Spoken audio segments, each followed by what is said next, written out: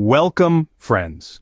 Today, we tackle a subject that's both sobering and empowering: preparing for disasters. Life, as we know, has a flair for the unpredictable. Storms can brew, earthquakes can crack the earth, and fires can ignite in the blink of an eye. But amidst this uncertainty, there's one thing we can control: our readiness. Disaster preparedness is not about dwelling on fear or danger. It's about embracing the reality that life can sometimes throw curveballs our way. But with a proactive approach, we can catch these curveballs and knock them out of the park. It's about the power to protect yourself, your family, and your community. It's about having the knowledge, the resources, and the plan ready to swing into action when needed. So, are you ready to take control and prepare for any disaster? Stick around, and by the end of this video, you will be... First up, it's crucial to understand your risks. Knowledge is power, after all. Picture this. You're standing on a chessboard, surrounded by invisible threats. These could be weather events, geological threats, or even man-made disasters. Now imagine if you could see these threats, understand them, and plan your moves accordingly. That's the power of risk assessment. Your local area has its unique risks. Some places are tornado-prone, others are more susceptible to floods, earthquakes, or wildfires. Understanding these local risks is your first defense, but how do you get this information? Well, that's where risk maps and local emergency plans come into play. Risk maps are like your disaster GPS. They show potential hazards in your area and can be accessed through government websites or local community centers. These maps are color-coded and easy to understand. Green might mean low risk, while red could indicate high risk. Local emergency plans, on the other hand, are like a playbook. They outline the protocols in place for different disasters. Knowing these plans can help you align your personal preparations with those of your community, ensuring a coordinated response when disaster strikes. Remember, every chess master knows their board, so get familiar with your local risks, interpret those risk maps, and understand your local emergency plans. With a clear understanding of your local risks, you're already a step ahead, but there's more to be done. Next, let's talk about your emergency kit. This is your lifeline when disaster strikes. Imagine it's the middle of the night, the ground is shaking, and the power is out. What do you reach for? Your emergency kit, of course. This kit is more than just a box of supplies. It's a collection of survival essentials, a beacon of hope in the midst of chaos. But what exactly should go into this lifeline? First and foremost, water.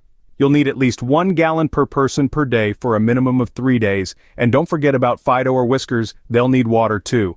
Next, food. Again, a 3-day supply per person is your starting point. Opt for non-perishable items that require minimal preparation. Think canned goods, granola bars, dried fruit, and don't forget the manual can opener. A first aid kit is also crucial. It should include bandages, antiseptic wipes, tweezers, medical tape, and over-the-counter pain relievers. A flashlight and extra batteries are a must-have as well. You never know how long you'll be without power, but let's not stop there. Your kit should be tailored to your family's specific needs. Do you have an infant? Include baby formula and diapers, elderly family member? Don't forget their prescription medications, and let's not forget our furry friends. A small bag of pet food and a leash could be a lifesaver. And lastly, carry important documents such as copy of your driver's license, passport, and insurance policies in a waterproof container. It's also a good idea to have some cash on hand in case the ATMs are down. Putting together an emergency kit may seem daunting at first, but it's easier than you think. Start small, maybe with the water and food, and before you know it, you'll have a fully stocked kit ready to go. You'll sleep better knowing you're prepared for whatever may come. Remember, a well-prepared kit could make all the difference when disaster strikes. Moving on, we can't stress enough the importance of a family communication plan. When disaster strikes, the whirlwind of chaos can leave family members scattered, confused, and scared. But don't let fear take the driver's seat. Instead, let's turn that fear into a force for action, preparation, and unity.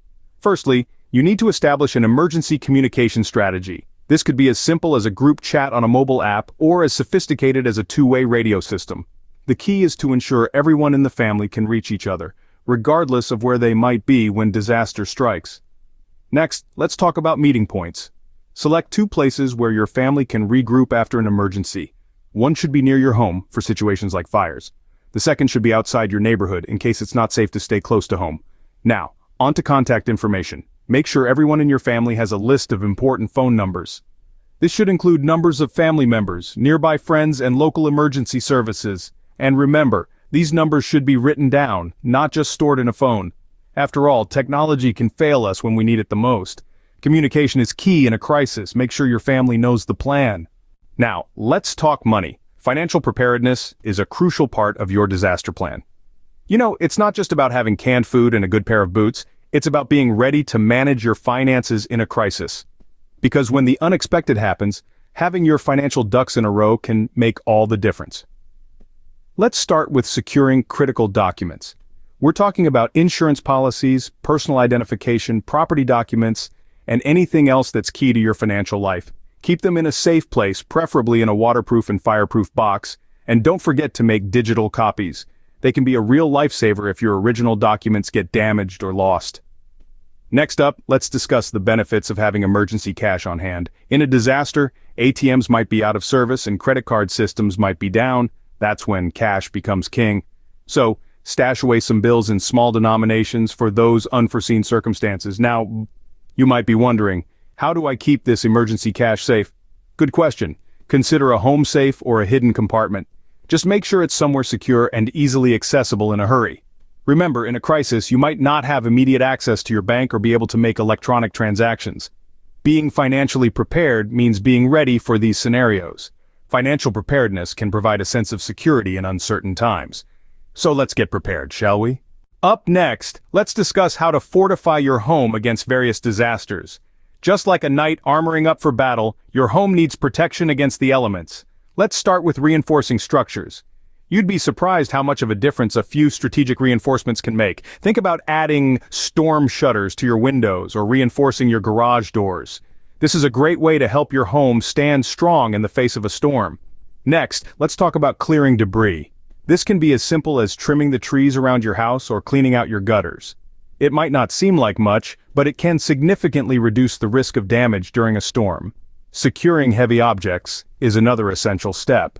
This could mean anchoring your bookshelves to the wall or strapping your water heater down. It's all about making sure nothing can become a dangerous projectile in the event of an earthquake or high winds. Finally, understanding utility shutoffs is crucial. Knowing how to quickly and safely turn off your gas, water, and electricity can prevent further damage and potential hazards after a disaster strikes. Remember, preparation is key. You don't build a fortress in a day, so take it step by step. A fortified home is a safe home, so make sure you're ready. Now, let's move on to skill development. These skills could save a life. A disaster could strike at any moment, and when it does, you might not have immediate access to professional help. That's where essential skills come into play. Learning CPR could be the difference between life and death for someone experiencing cardiac arrest. Basic first aid can help you address minor injuries, control bleeding, and prevent infection until help arrives. And knowing how to use a fire extinguisher? Well, that's a no-brainer. There are plenty of resources available to help you learn these skills. You could take an online course or attend a local training session. Some communities even offer free workshops. Don't underestimate the value of these skills. They're not only vital in disaster situations, but also in everyday life. You never know when you might need to step in and save the day. Remember, these skills are not just for disasters, they're for life. Don't forget the power of community. It can be a lifeline in a disaster. You know, there's something uniquely comforting about knowing you're not alone, especially when the chips are down. Engaging with local community safety programs and neighborhood watch groups can be a real game changer. These groups not only provide valuable resources and information, but also offer a platform for you to contribute your own skills and expertise. And let's face it, there's strength in numbers. In a disaster, these are the people who'll have your back just as you'll have theirs. It's about forming bonds that can hold strong when everything else seems to be falling apart. In times of crisis, a supportive community can make all the difference. Finally, let's talk about staying informed. Real-time information can save lives. In a disaster, knowledge isn't just power, it's survival. It's vital to have a strategy for staying updated when crisis strikes. There are numerous methods at your disposal. Smartphone apps, for instance, can give you immediate alerts about weather conditions, seismic activity, and more. Social media platforms are also a valuable tool, providing quick updates from local authorities and community members. And don't forget about the power of good old-fashioned local news, radio, TV. Even your community newspaper can all be lifelines when disaster looms. By staying aware of the situation, we can react appropriately and efficiently. Stay informed, stay safe. So there you have it, the keys to disaster preparedness. We started this journey understanding our risks, because knowledge is power. We moved on to packing that perfect emergency kit, tailored to our unique needs. We then emphasized the importance of a family communication plan, because when disaster strikes, communication is vital. We talked about financial preparedness, because even in a crisis, life goes on. We discussed fortifying our homes, making them a safe haven in times of trouble. We touched on the need for skill development, mastering those life-saving techniques that could make all the difference. We also highlighted the value of community networking, because we are stronger together. And finally, we underlined the importance of staying informed, because real-time information can be a lifesaver. Remember, the time to prepare is now, so get started and stay safe out there.